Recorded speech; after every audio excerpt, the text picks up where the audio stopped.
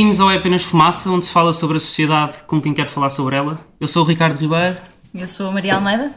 Hoje temos connosco o Daniel Oliveira, jornalista no Diário de Lisboa, no Já, na Vida Mundial, Diário Económico, é colunista hoje no Expresso, comentador no Sem Moderação e no Eixo do Mal, foi fundador da plataforma de esquerda do Política 21, que deu lugar ao Fórum Manifesto, e foi fundador também do Bloco de Esquerda, onde foi dirigente. Hoje não é membro de qualquer partido. Bem-vindo. Muito obrigado pelo convite. A Amy Goodman, jornalista e fundadora do Democracy Now!, escreveu: "Eu vejo os mídia como uma enorme mesa que se estende pelo mundo, em que todos nós nos sentamos e debatemos os temas mais importantes do dia. Guerra e paz, vida e morte. E tudo o que não seja isso prejudica uma sociedade democrática." Achas que é este o papel dos mídia? Podia dizer que sim, é uma mesa. Há um grande equívoco, a maior parte das vezes construiu-se o equívoco e foram a própria comunicação social, ou os jornalistas são posteriores ao mídia, posterior aos médias e são posteriores à própria comunicação social. Mas os jornalistas construíram esta ideia ou de que o jornalismo ou de que a comunicação social é um poder, o quarto poder, seja o que for, ou que é um contrapoder, não é nem uma coisa nem outra. Nunca foi um poder autónomo e não é, e seguramente não é um contrapoder, nem nunca foi. A comunicação social, os médias são o lugar onde os poderes se cruzam, é o palco, por assim dizer, ou seja, partindo do princípio que temos, e portanto não ando longe dessa ideia, a partir do princípio que nós participamos, há uma vida cívica, política, de confrontos de poderes a acontecer, partindo desse princípio, a comunicação social e os médias são hoje um palco onde esses poderes se degladiam. E esse palco é sempre mais ocupado, tão mais ocupado conforme quem tem mais poder. E desse ponto de vista, os médias são, em princípio, o contrário de um contrapoder.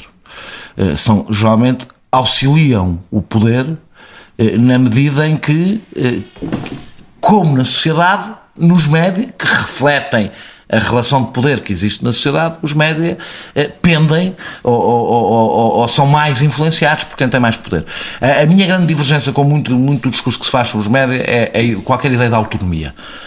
A comunicação social dos médias não tem qualquer autonomia em relação aos restantes poderes. Não tem sequer os instrumentos para ter essa autonomia.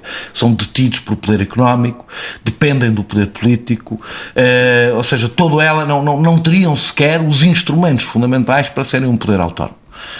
O que não quer dizer que para ser jornalista não se possa ser autónomo, porque isso tem a ver com o papel que cada um de nós tem na sociedade e, portanto, também na comunicação social. Mas há aí uma importância da liberdade da imprensa para tu conseguires depois ter... Com certeza. Funcionar. As democracias defendem a liberdade de imprensa, da mesma maneira que defendem a liberdade de expressão, a liberdade de manifestação. Não nos passa pela cabeça dizer que a rua é neutra. A rua, quem manda na rua é quem manda no poder. E, no entanto, nós defendemos a liberdade de manifestação e nas sociedades democráticas garantimos a liberdade de manifestação, o que significa que quer dizer que garantimos que a rua é usada por todos, mesmo que isso não... Daí não se conclua de uma forma ingênua que todos nós temos o mesmo poder sobre a rua. Não temos todos o mesmo poder sobre a rua. Conquistamos esse poder e batemos por esse poder. A liberdade de imprensa, muitas pessoas dizem, as pessoas relativizam muito estas coisas. Não há nenhuma liberdade garantida, nem ela é sempre conquistada e defendida todos os dias e não é só imperfeita, é sempre incrivelmente parcelar, de qualquer das formas. Não é igual a imprensa em Portugal e na China, ou seja, e Portugal, aliás, eu diria que não é igual sequer a imprensa em Portugal e noutros países que nós temos como modelos de democracia. A liberdade de imprensa não garante o pluralismo, não são a mesma coisa. O pluralismo conquista-se para lá da liberdade, ou seja, nós podemos ter total liberdade de imprensa e, no entanto, uma imprensa totalmente desviada daquilo que seria a maioria social, e ela está completamente desviada do que é a maioria social, e isso não resulta nem da censura, nem de limites impostos pelo poder político, resulta da natureza da própria comunicação social e até da sua propriedade. E até dos próprios jornalistas e o papel que os jornalistas têm na sociedade e quem é que eles são. Os jornalistas, mais uma vez, não são observadores. Os jornalistas existem nesta sociedade. Há um exemplo muito recente, que é a história dos contratos de associação, que teve bastante debate, e foi muito evidente que havia um bias, eu não quero usar esta expressão, havia ou seja, que os jornalistas pendiam para um dos lados, e eu por acaso até acho que isso não resulta propriamente de pressões políticas, resulta da natureza dos próprios jornalistas, que são jornalistas de classe média, e representam, portanto, e têm, nem sequer é defender os interesses, têm a sua mundividência, é a mundividência da classe média, e é por isso, eu pego noutro exemplo, há uns anos pego noutro exemplo, porque estive envolvido. O Bloco de Esquerda fez uma lei que tentava incluir no Serviço Nacional de Saúde a medicina dentária. Isto não é um pormenor. Naquela altura, não conheço os números, metade dos portugueses nunca tinha ido a um dentista. Ou seja, era uma coisa de um enorme impacto na vida das pessoas. E, no entanto, eu não consegui, na altura, convencer praticamente nenhum jornalista a escrever sequer sobre aquele assunto. Porquê? Porque a maior parte dos jornalistas vão ao dentista. A maior parte dos jornalistas, os seus filhos vão ao dentista. Portanto, a maior parte dos jornalistas nem sequer se apercebe que metade dos portugueses não vão ao dentista. Porquê? Porque o jornalismo é sempre um jornalismo de classe. É, antes de mais, da classe dos jornalistas, de quem possui os meios de comunicação social, sobretudo nos momentos graves e difíceis, como se viu no Brasil, e depois, nos momentos mais soft, em que não há qualquer tipo de interferência ou de pressão, daquela que é a realidade social em que os jornalistas vivem e que não é a realidade social, sobretudo em países como Portugal, mais pobres como Portugal, não corresponde à realidade social da esmagadora maioria da população, que nem sequer compra jornais, quanto mais ter algum poder sobre eles. Mas tu achas que esse problema de pluralismo tem que ser resolvido? Tem que haver alguém que regule isso? Eu acho que isso depende de nenhuma regulação. Eu acho que há regulação possível, hoje muito mais difícil. Ou seja, há coisas que pioraram e coisas que melhoraram e que não resultaram de regulação. Ou seja, o que piorou é, por causa da crise económica e sobretudo da crise dos meios de comunicação social tradicionais, muito resultado da internet, é muito mais difícil aplicar leis, por exemplo, contra a concentração da propriedade de meios de comunicação social. É muito mais difícil sem destruir os próprios o que resta da comunicação social. Isso é hoje muito mais difícil de fazer do que era há 10 anos, do que era há 20, do que era há 30.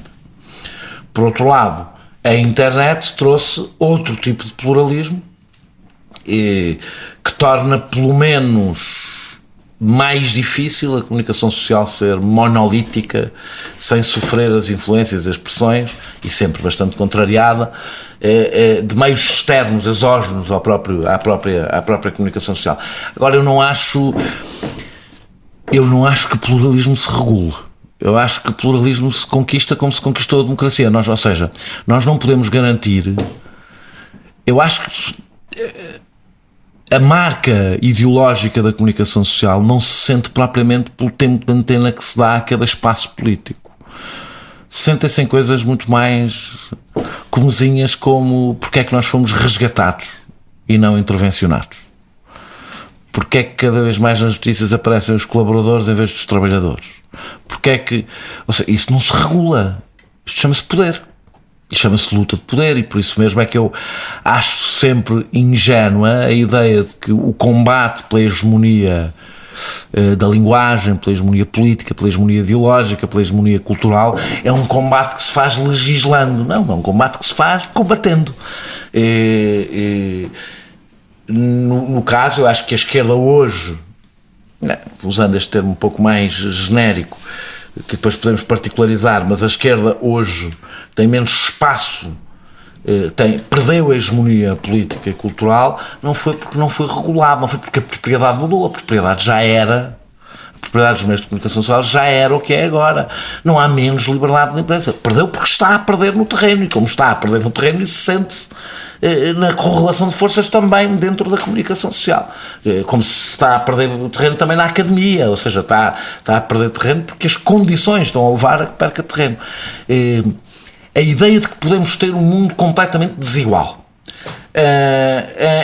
em que podemos viver numa anemia democrática, que podemos viver numa brutal peso, ou seja, podemos viver um aumento das desigualdades de distribuição de riqueza, etc., desde o final dos anos 70 a princípio dos anos 80. E a comunicação social continuava a pairar sobre isto, observando e contando-nos a realidade. É uma ilusão um pouco pueril. A comunicação social reflete sempre a linguagem do poder. Sempre refletiu. E foi sempre quando, aliás, ela só foi um pouco diferente em momentos de grandes alterações de poder. E aí ela... Eu pode parecer que há aqui alguma resignação. Não há resignação nenhuma, é exatamente o contrário. Podem mudar as leis que quiserem, que a questão não é essa. Por isso é que eu acho que o espaço mediático é um espaço de combate político. A diferença é que quem está a ganhar apresenta o seu combate político como objetividade, discurso jornalístico. Aquilo é jornalismo. O jornalismo o jornalismo tido como legítimo é o discurso do poder. Sempre foi. O jornalismo a que chamam jornalismo de causas, só é de causas porque são de causas que foram derrotadas. Portanto, enquanto o outro é de causas que venceram. E isso sempre foi assim e continua a ser assim. Por isso é que eu desconfio imenso. Eu acredito que isto não quer dizer que eu não acho que eu não distingo o que é um jornalista sério na forma como trabalha. Não, distingo completamente. Ou seja, os jornalistas têm métodos de trabalho que devem cumprir, têm regras de trabalho que devem cumprir, e isso garante os mínimos de honestidade no trabalho que fazem. E isso podem ser de direita, de esquerda, e garantem os mínimos, que é a possibilidade de qualquer um de nós, quando está a ler um jornal, questionar, dar-nos os instrumentos, pelo menos, para questionar. E podemos acreditar que, pelo menos, os factos que ali estão são confiáveis. Eu não desvalorizo isto. O que não quer dizer que a comunicação social não seja marcada politicamente, marcada no seu discurso ideológico, marcada culturalmente, marcada socialmente. Sempre foi, sempre será. O que torna tudo mais trágico é que o mundo está mais desigual e, portanto, a comunicação social reflete isso. O discurso do poder é muito mais agressivo do que foi noutros tempos, porque o poder é mais agressivo do que foi noutros tempos. E o que é um jornalista sério? É este que cumpre as regras. Que regras? Ouve as duas partes, garante o contraditório, checa todos os factos que utiliza critérios de relevância e age de boa fé, mesmo que tenha as suas convicções políticas, age de boa fé. Não é neutro, não tem as suas convicções e elas podem até transparecer perfeitamente no trabalho que faz. Age de boa fé, dando a quem consome, a quem lê, a quem vê, a quem ouve as suas notícias, os instrumentos necessários para a pessoa poder formar a sua opinião sem ser com base na ignorância. E, portanto, desse ponto de vista, um jornalista sério não é um jornalista. Pode ser muitíssimo moderado e ser muito pouco sério, ou pode ter posições políticas muito radicais e ser totalmente sério. Não é ignorando as suas convicções porque se torna sério. Segue regras que estão mais ou menos, que estão estipuladas, que estão no código deontológico e estão estipuladas. Um jornalista que publica uma notícia sem ouvir as várias partes da notícia não é um jornalista sério. Mesmo que se ache muito sério, não é um jornalista sério, porque não cumpre regras essenciais para eu poder acreditar e confiar no que estou a ouvir. Mas tu achas qual é que é a importância que o Código Deontológico tem hoje em Portugal? Pouca, nunca, não é hoje. Pouca, e sempre teve. Não é em Portugal, sempre teve. Ou seja, qual é a importância que Portugal tem muito pouca por uma razão, porque em Portugal nem sequer há sanções. E, portanto, Portugal não tem nem regulação nem autorregulação. Os jornalistas, na realidade, fazem mais coisa, menos coisa, o que lhes apetece. E depois quem acaba por decidir são juízes geralmente sem qualquer tipo de contacto ou conhecimento do que são as regras, do que devem ser as regras, portanto, de uma forma mais ou menos aleatória e às vezes até violando regras fundamentais. E, portanto, e não há a comissão da carteira, não, na realidade não tira a carteira a ninguém, e portanto a autorregulação resta-se apenas por uma fezada na honestidade de pessoas que ainda por cima não são autónomas, e essa é a segunda parte que piorou. Mais do que a autonomia, o jornalismo proletarizou-se muito mais nas suas condições de trabalho, o que significou, quando se proletarizou, que o jornalista, houve um processo de alienação, desculpem o jargão, mas houve um processo de alienação em relação ao trabalho, ou seja, os jornalistas perderam autonomia e responsabilidade sobre aquilo que fazem. Jornalistas que não têm vínculos laborais minimamente sólidos, minimamente, não era preciso nada de especial, era o mínimo dos mínimos, e que têm condições de trabalho muitíssimo precárias e dificilmente podem se responsabilizar, têm sequer poder. Os jornalistas é extraordinário, porque os jornalistas têm imenso. Eu já usei uma vez esta expressão, que os jornalistas são manipuladores manipulados, não é? São o elo mais fraco do poder, o que significa que são pessoas que têm um extraordinário poder na formação da opinião das pessoas e um poder quase nulo na forma como exercem esse poder que têm. E isso é que cria. É muito difícil dizer a um jornalista para cumprir o código deontológico quando quem decide o que é que vai ser feito, o que é que sai, como é que sai é o editor, e acima dele do editor é o diretor, e com critérios que já não são jornalísticos, são critérios daquilo que hoje grande parte da comunicação social faz. A comunicação social hoje trata de espetáculo, não é? A comunicação social vai eleger Donald Trump, pode eleger Donald Trump como presidente dos Estados Unidos, e as realidades não têm que ser todas tão trágicas. Elegeu Marcelo Rebelo de Sousa como Presidente da República e não elegeu por gostar dele, por concordar, até são duas pessoas muito diferentes, por concordar politicamente com eles. Elegeu porque são duas pessoas que garantem, do ponto de vista do espetáculo mediático, o retorno que os investidores esperam de um canal de televisão, por exemplo. Conhecem os códigos, sabem como é que podem lidar com eles, e os jornalistas, como procuram um espetáculo mais do que a relevância, facilmente, nem que seja para dizer mal, vão multiplicando a presença, dando-lhe cada vez mais. Donald Trump, o caso do que aconteceu em Orlando, para mim é talvez um dos casos mais extraordinários, onde a comunicação social conseguiu que Donald Trump fosse o herói na reação a um ataque a uma discoteca gay, e conseguiu isto por uma razão, porque reproduziu o discurso de Donald Trump, em que de repente a discussão era sobre os muçulmanos nos Estados Unidos e não era a homofobia, de que Donald Trump dificilmente poderia ser propriamente no combate à homofobia um herói. Porquê? Porque Donald Trump lhe dava o espetáculo melhor, e como lhe dava o espetáculo melhor, escreveu o guião. Aqui, as eleições presidenciais, que escreveu o guião foi Marcelo Rebelo de Sousa. Porquê? Porque é o ator ideal e, portanto, pode escrever esse guião. Portanto, a comunicação social, a partir do momento que se transformou, e é injusto dizer que se transformou, depois posso lá ir, porque nós temos muitas ilusões sobre o nascimento da própria imprensa. A imprensa passa a ser imprensa a que conhecemos hoje, com as regras que conhecemos hoje, com o jornalismo como profissão como a conhecemos hoje. Num processo de industrialização da própria produção de comunicação social, passa a ser com os penny papers, ou seja, com os jornais sensacionalistas americanos. O jornalismo que hoje temos, portanto, com os jornais muito baratos, que eram distribuídos pelos correios, pelos comboios, portanto, podiam ser distribuídos muito em massa, muito mais do que no passado, e, portanto, eram dirigidos a classes mais populares, e nasceu aí o jornalismo barato, portanto, os jornais muito baratos e sensacionalistas. Portanto, nós imaginamos que houve sempre um tempo nas nossas cabeças, houve sempre um tempo áureo em que as coisas eram nobres e depois degeneraram. Não é verdade. O jornalismo nasceu degenerado.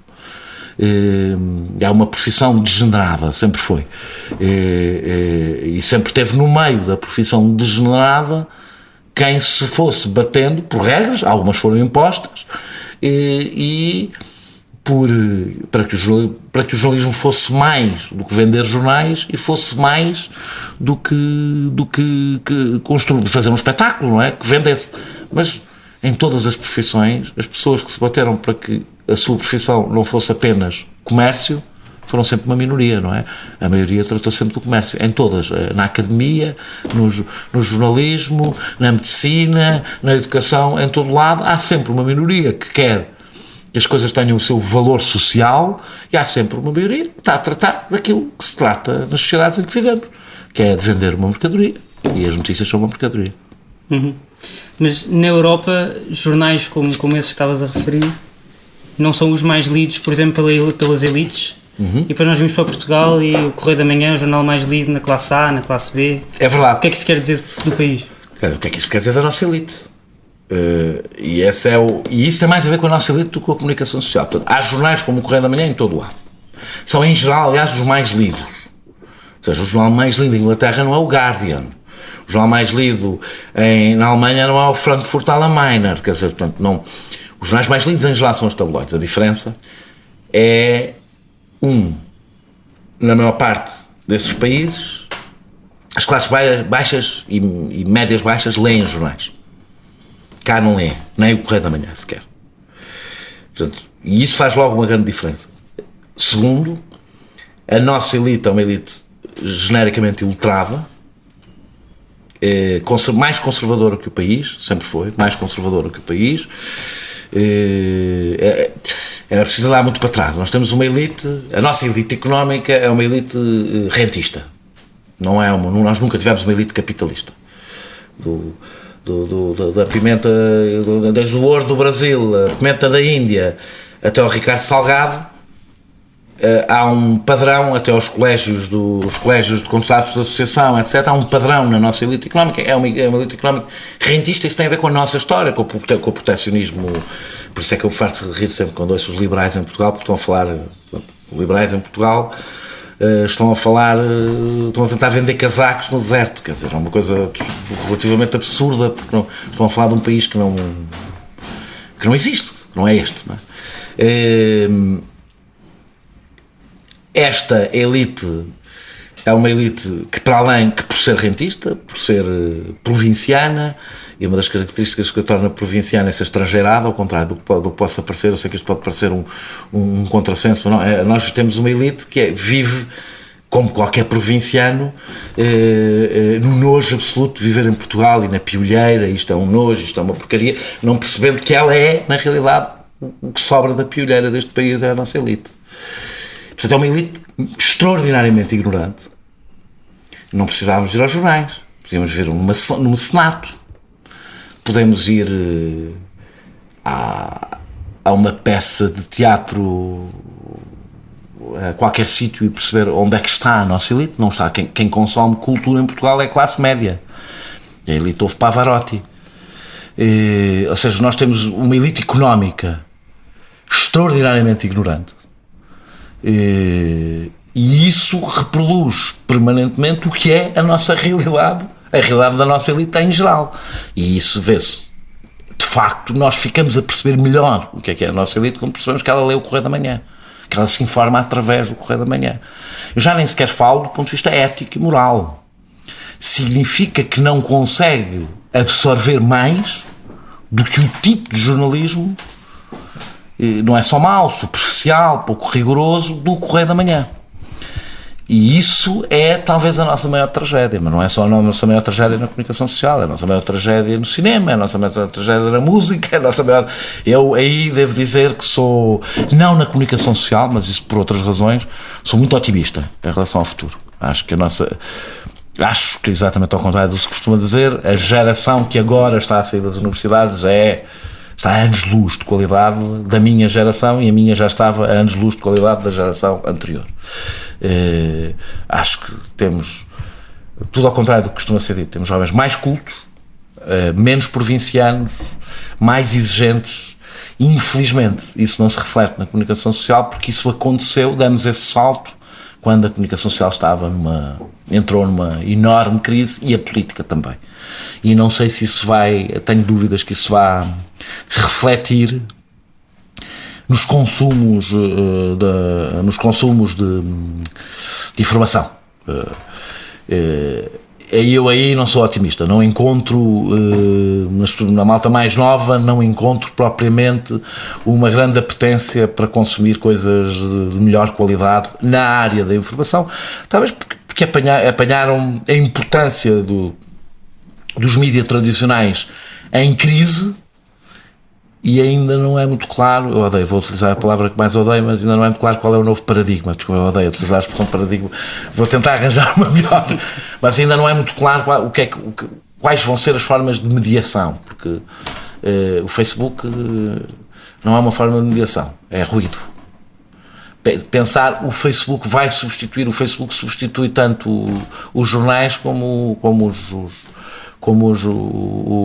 gossip no barbeiro ou no cabeleireiro poderia substituir a comunicação social. Não substitui nada, é ruído.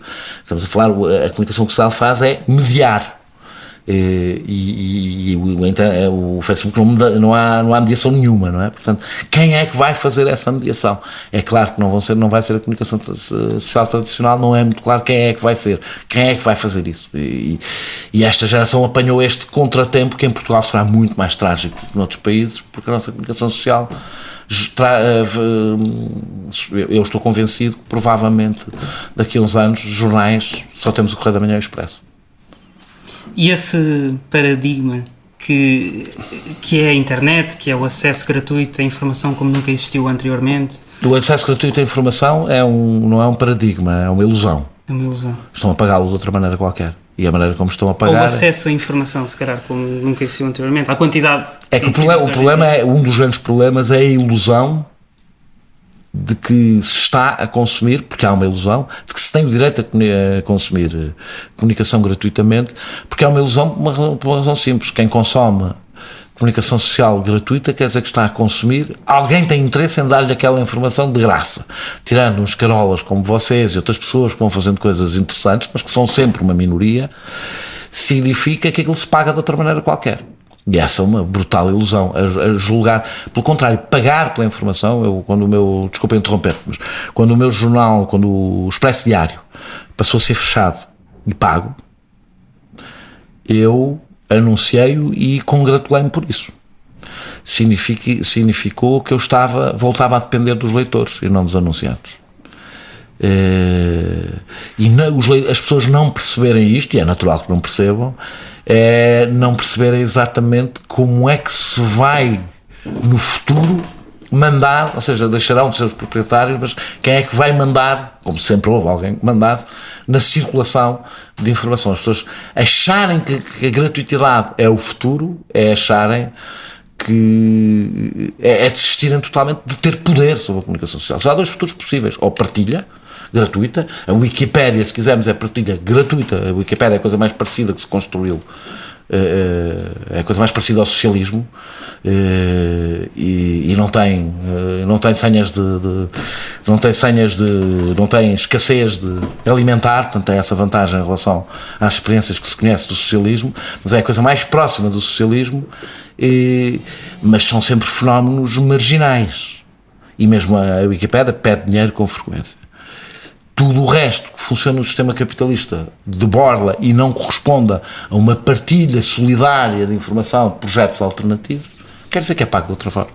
E achas que esse é que é o futuro da comunicação social? É a ligação direta com o assinante, com o leitor, com o ouvinte? Se não for essa, não há futuro.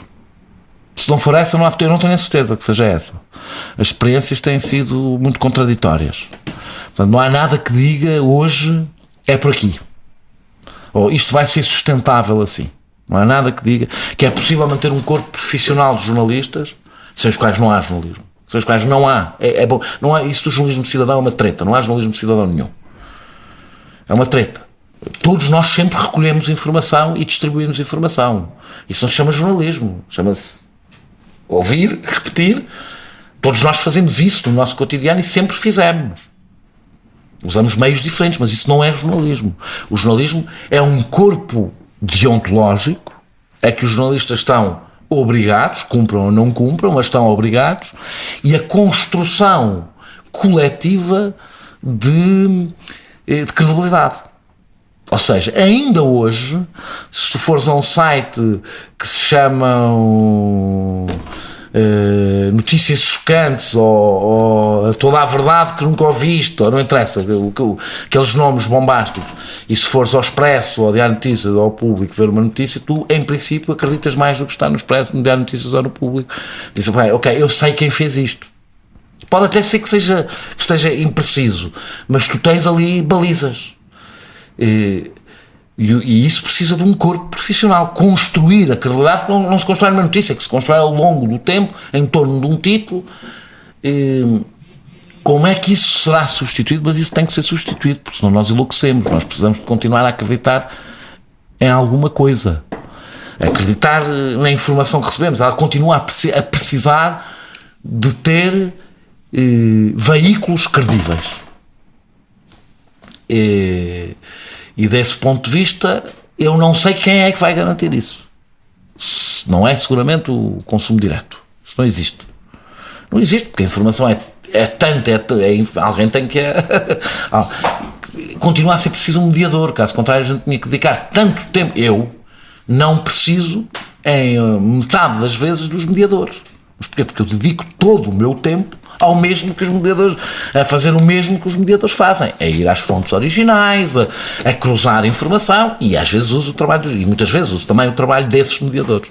Quem tem uma vida normal e vai à internet de vez em quando ver coisas, não o pode fazer, não tem sequer aptidões para distinguir o que é uma fonte credível, o que é uma fonte sem credibilidade. Isso vemos, aliás, diariamente no Facebook, não é? Pessoas que não conseguem distinguir aquilo que tem alguma credibilidade e aquilo que não tem credibilidade. As pessoas vão aprendendo um bocadinho, apesar de tudo, mas continua a ser preciso e a única forma que vejo, o caminho que estamos a seguir, principal, é o caminho da dependência em relação aos anunciantes, e isso é trágico. O caminho que eu espero que prevaleça é a dependência em relação aos assinantes, e isso é cada vez mais difícil porque se instituiu na música, no cinema, em tudo que tenha a ver com indústrias culturais e de informação, a ideia da gratuitidade, a ideia de que é incrível nos tempos que correm as pessoas pedirem dinheiro pelas coisas que fazem. O que deveria as pessoas pensar que significa que elas acham que é incrível nos tempos que correm as pessoas poderem viver das coisas que fazem, as pessoas poderem ser remuneradas pelas coisas que fazem, o que não deixa de ser uma posição suicida por parte da maior parte das pessoas, mas isso é bastante comum na sociedade, serem os que mais precisam a boicotar as condições para o que precisam. Voltando à pergunta deste paradigma... Eu tinha-te interrompido a pergunta, peço desculpa. Voltando à pergunta do paradigma, tu achas que o jornalismo está cada vez mais rápido e isso tem algum impacto na qualidade desse jornalismo? Tem tudo. Qual é? Não faz mediação nenhuma. A maior parte do jornalismo já não faz mediação nenhuma. A mediação é verificar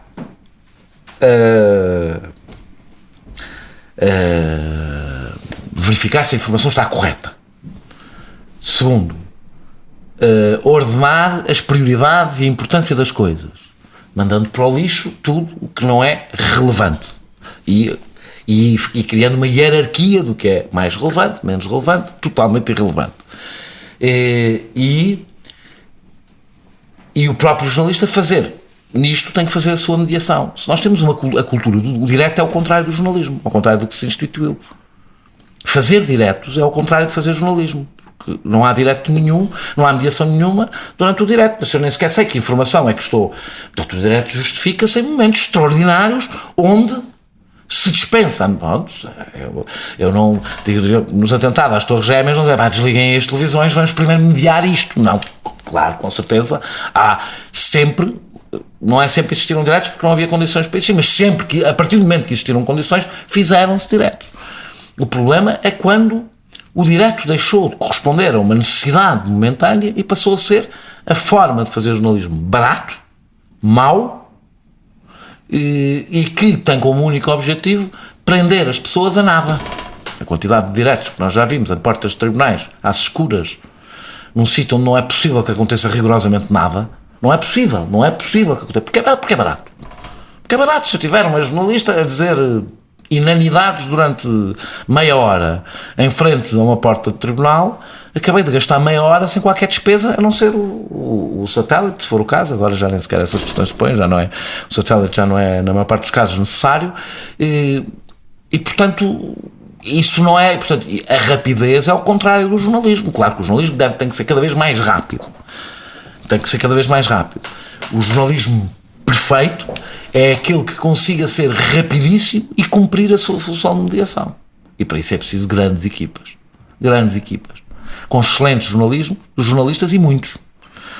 Como as redações fazem esse jornalismo quase imediato, com pouquíssimos jornalistas, a probabilidade daquele ser... Hoje o jornalismo na realidade faz, em muitos casos, o mesmo que todos nós fazemos. Vai publicando coisas erradas, cada vez menos erradas, até ficarem mais ou menos certas. Aliás, nós tivemos um diretor de informação da TVI que explicou que, no caso da história do Banif, explicou que é mesmo isso. Que eles nos oráculos vão publicando coisas que depois vão corrigindo, que isso é natural. Não, isso não é nada natural. Não é natural um jornalista publicar uma coisa errada para ser o primeiro a publicar e depois vai corrigindo. Como se viu, os resultados podem ser trágicos. Porque a ideia de que nós publicarmos uma informação errada não tem outro problema que não seja as pessoas estarem enganadas durante meia hora, é uma ideia estúpida. É estúpida de alguém que não percebe o poder que o próprio jornalismo tem. Nós depois, já nem falo sequer de coisas como estas financeiras, nós depois de destruirmos durante uma hora o caráter de alguém, podemos passar meses a tentar refazer isso, que já não refazemos. Portanto, agora, compensa, de facto compensa. E uma das razões por compensa é porque as pessoas não se importam de consumir mau jornalismo. Não se importam, genuinamente não se importam. E eu nem sequer estou a falar das pessoas incultas, eu estou a falar, a generalidade das pessoas não se importa de consumir mau jornalismo. Quando eu percebo que escrevo para não sei quantas pessoas e a maior parte delas ainda não percebeu a diferença entre um texto de opinião e uma notícia, e que, portanto, me acusa, por exemplo, de eu não ser isento nos textos de opinião que escrevo, eu percebo que estamos no grau, e eu não estou a falar de pessoas ignorantes, analfabetos, estou a falar de pessoas com formação superior, etc. Percebemos que em Portugal, então, estamos no grau zero não há uma expressão para isto, mas quer dizer, do analfabetismo jornalístico, não sei que expressão é que é de utilizar. Portanto, é natural que as pessoas acham que um bom jornalista é um jornalista que trata mal um político, acham que os jornalistas são os apresentadores, são só os pivôs. Mas isso também não é só em Portugal. O José Rodrigues dos Santos provavelmente seria considerado um bom jornalista noutros países do mundo. O problema é não teria direito a um espaço no Expresso, não é? Para escrever sobre a origem do marxismo, do fascismo no marxismo. Há maior separação de águas noutros países. Ou seja, o que é o George Steiner não comenta o Dan Brown. Há uma maior separação do que é bom e do que é mau. Aqui o lixo mistura-se facilmente com o resto. Mas a verdade é que as pessoas gostam. Se perguntarem a maior parte das pessoas, jornalistas de referência em Portugal, seguramente nos 3 primeiros encontra pessoas que dificilmente deviam ter carteira profissional. Então, tu achas que hoje em dia o jornalismo promove o radicalismo da opinião? Não, isso eu não acho que seja o jornalismo. É que nós não devemos, é a conversa do início, nós não devemos atribuir à manifestação da doença a causa da doença. O que promove o radicalismo é a decadência da democracia, e o que a promove é o regresso das profundas desigualdades económicas e sociais. Nós roubamos às pessoas 2 coisas. Os instrumentos, e isso roubamos, não é? Os instrumentos para agirem democraticamente e mudarem o seu próprio destino, pelo menos de forma democrática, através do voto, retirando a quem é eleito basicamente o poder, quase todos os poderes, e roubamos às pessoas uma coisa sem as quais elas desesperam, como o nome indica, que é a esperança, não é? Nós estamos há anos a dizer às pessoas que o futuro é pior do que o presente e que não há nada a fazer.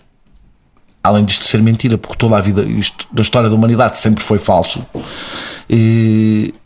é isto que promove o radicalismo. A comunicação social limita-se, mais uma vez, a pender para onde depende o poder e a dar às pessoas... As pessoas quando querem, se nós compararmos, por exemplo, quando há ondas de assaltos, o que é que as pessoas querem ver na televisão? Mais assaltos. As pessoas estão com medo e o que é que as pessoas querem sentir? Mais medo. A televisão dá-lhes o que elas já têm, porque é isso que elas querem alimentar. Por isso é quando as pessoas dizem, as pessoas já estão... Não, as pessoas raramente estão fartas. As pessoas só ficam fartas se aparece outra coisa que seja capaz de alimentar aquela pulsão, porque hoje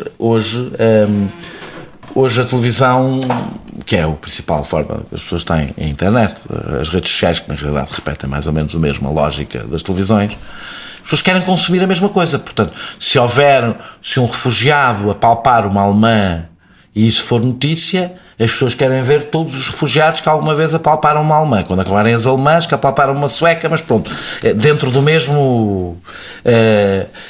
Se por contrário há uma onda de euforia por causa de um europeu, não estou a falar deste especificamente, mas de um europeu ou do mundial, e as pessoas têm um enorme orgulho nacional, e todas as notícias tentarão alimentar essa coisa extraordinária de como nós somos extraordinários e fazemos coisas extraordinárias, e porque é para aí a lógica do entretenimento, que é a lógica que hoje preside as televisões, e as televisões presidem ao discurso da comunicação, do resto da comunicação social.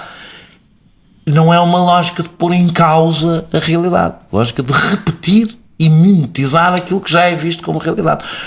A ideia de que o jornalismo põe em causa verdades feitas, não, o jornalismo em geral reforça todas as ideias feitas, ilustra as ideias feitas. Eu tenho uma ideia feita e eu vou ilustrar, o jornalista vai ilustrar a ideia feita que eu já tenho. A imprensa alemã vai ilustrar porque é que os gregos e os portugueses são os preguiçosos, uns mais sofisticados, outros uns farão de uma forma mais sofisticada, outra menos, da mesma forma como nós vamos. E é por isso que qualquer ideia que viva na ilusão de que o jornalismo é uma atividade subversiva é uma ideia que tem que desafiar. O jornalismo é subversivo em ditaduras, evidentemente que é subversivo, porque a ditadura dispensa sequer a existência do jornalismo, substitui por outra coisa. Mas em democracias, o jornalismo em geral não é subversivo. Mas, mesmo quando parece subversivo porque ataca o poder político, o poder político é o poder fraco. Só ataca o poder económico quando o Ricardo Salgado vem por aí abaixo e deixa de ser um oráculo da nação para ser um bandido. Quantas entrevistas é que vocês viram feitas a empresários que fizessem perguntas difíceis aos empresários sobre a situação em que está a sua empresa? Quantas vezes eu ouço fazer perguntas ao dono da Jerónimo Martins, aos donos da Jerónimo Martins, sobre o país, e como o país devia ser governado, e como representantes como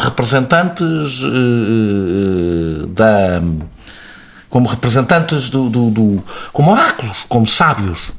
Nunca ouvi fazer uma pergunta difícil sobre a forma como estão a gerir a sua empresa, quanto é que os trabalhadores ganham, outro qualquer assunto que incomode. Vi quando o Ricardo Salgado caiu, quando nós percebemos que o empresário caiu em desgraça, quando os jornalistas começam a fazer perguntas difíceis, quer dizer que ele já não manda.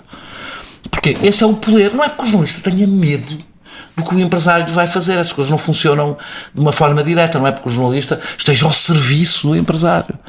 Não, é porque os jornalistas, como em geral as pessoas, tendem a ser subservientes, a generalidade das pessoas, não é uma característica específica dos jornalistas, subservientes com o poder, tendem até a ter fascínio e deslumbramento com o poder, e a razão porque os jornalistas têm deslumbramento por empresários e não têm por políticos é porque manda são os empresários, não são os políticos. Quem é que vai ter deslumbramento por um tipo que vai discutir para o Parlamento e no fim decide pouco? Não há razão nenhuma para o deslumbramento. E aí os jornalistas exercem, na luta pelas migalhas do poder, os jornalistas exercem um papel de pessoas que cumprem o seu papel de fiscalizador. Este foi mais um episódio do É Apenas Fumaça, onde se fala sobre sociedade com quem quer falar sobre ela. Muito obrigado, Daniel Oliveira. Muito obrigado à Maria Almeida, ao Bernardo Afonso, ao Pedro Zuzarte, ao Pedro Cardoso, à Diana Carvalho e ao Tomás Pereira, que são a equipa. A música é dos Lotus Fever e venham ao apenasfumaça.pt para subscrever aos próximos episódios e até à próxima. Até à próxima. Até à próxima.